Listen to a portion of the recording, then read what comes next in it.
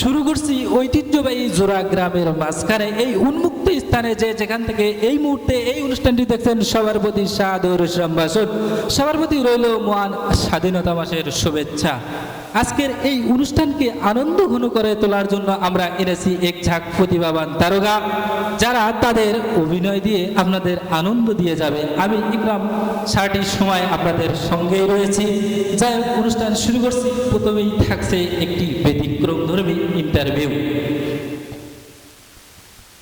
আসলে আমাদের দেশে যুদ্ধ হয়েছিল, আজকের মাসে স্বাধীন হলো। স্বাধীন দেশের মানুষ আমরা বর্তমান পরাধীনতার প্রেক্ষাপটে সন্ত্রাসী, বাটপারি, আহাজারি, সুদ, ঘুষ সবকিছু লেগেই আছে, থেমে নাই দুর্নীতিতেও। তাই বলা যেতে পারে দুর্নীতির দেশ বাংলাদেশ। প্রবাদে আছে শিক্ষাই জাতির মেরুদণ্ড। এই শিক্ষা না থাকলে সে জাতি দিন দিন অন্ধ। দিন দিন বাড়ছে শিক্ষার মান, এদিকে কমছে কর্মসংস্থান। আজকাল পুরুষের পাশাপাশি নারীরাও বোঝে শিক্ষার মান, কিন্তু সব নারী পায় না ভালো পাত্রের সন্ধান। কেউ পায় ভালো, কেউ পায় খারাপ। আসলে সবার মাথার উপর থাকে সংসারের ভীষণ চাপ।